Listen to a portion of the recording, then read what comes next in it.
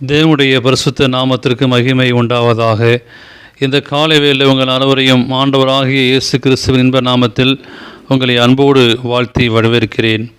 விண்துளிகள் வாயிலாக இந்த நாளிலே சந்திப்பதிலே மிகுந்த மகிழ்ச்சி அடைகிறேன். இந்த நாளின் செய்தியின் தலைப்பானது வேலை வந்தது. மத்தேயு 26ஆம் அதிகாரம் 45ஆம் வாக்கியம் சொல்கிறது, இதோ மனுஷகுமாரன் பாவிகளுடைய கைகளில் ஒப்பு கொடுக்கப்படுகிற வேலை வந்தது. இயேசு மனித சாயலாக இந்த உலகத்திற்கு வந்து மறிக்க வேண்டியதாக இருந்தாலும் அவர் மேல் யாரும் கை போடவும் கொள்ளவும் முடியவில்லை. அவர் வேலை வந்தது என்று அறிந்து தம்மை தாமே ஒப்பு கொடுத்தார். இயேசுவை கொல்ல முடியாது என்பதற்கு முதல் காரணம், அவர் ஒரு தீர்க்கதரிசியை கொல்வது அவ்வளவு சாத்தியமல்ல. காரணம், அவர்கள் யாவரும் ஒரு தீர்க்கதரிசியை கொல்ல முயற்சித்தால் என்ன நடக்கும் என்று நன்றாக அறிந்திருந்தார்கள். லூக்கா 9:19 நான் வாசிக்கிறோம். அவரை பிடிக்க சிலர் மனதாய் இருந்தார்கள், ஆகிலும் ஒருவரும் அவர் மேல் கை போடவில்லை.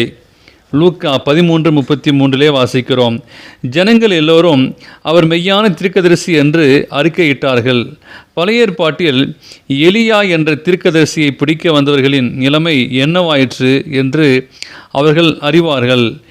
எலியா அவர்களுக்கு பிரயோத்தமாக, நான் தேவனுடைய மனுஷரானால் அக்கினி வானத்திலிருந்து இறங்கி உன்னையும் உன் 50 பேரையும் பட்சிக்க கடவது என்றால், உடனே தேவனுடைய அக்கினி வானத்திலிருந்து இறங்கி அவனையும் 50 பேரையும் பட்சித்தது. 2 ராஜாக்கள் 1:12 வாசிக்கிறோம். இரண்டாவது, இயேசுவை கைப்பட ஒருவராலும் முடியாது. காரணம், அவர்கள் ஜனங்களுக்கு பயந்தார்கள். அதை வேதபாரகரும் பிரதான ஆசிரியரும் கேட்டு அவரை கொலை செய்ய வகை தருகினார்கள்.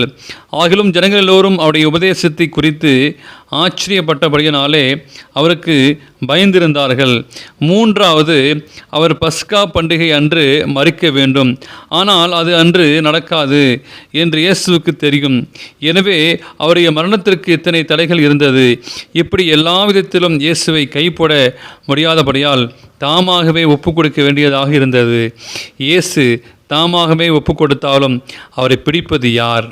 இதற்கு உதவியாக இயேசு தன்னோடு இருந்த யூதாசை பயன்படுத்தினார். வேலை வந்தது, மரித்தார், உயிர்த்தெழுந்தார். உங்கள் வேலை வந்ததா? நீங்களும் ஆயத்தமாயிருங்கள். ஆண்டவராகிய இயேசு கிறிஸ்து வரப்போகிறார்.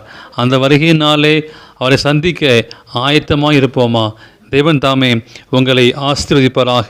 இந்த நாளை செய்தியை கேட்டு உங்களையும் இந்த நாளை பிறந்த நாளையும் திருமண நாளையும் காண்கிற பிள்ளைகளை தேவன் தாமே ஆசீர்வதிப்பாராக. ஆமேன்.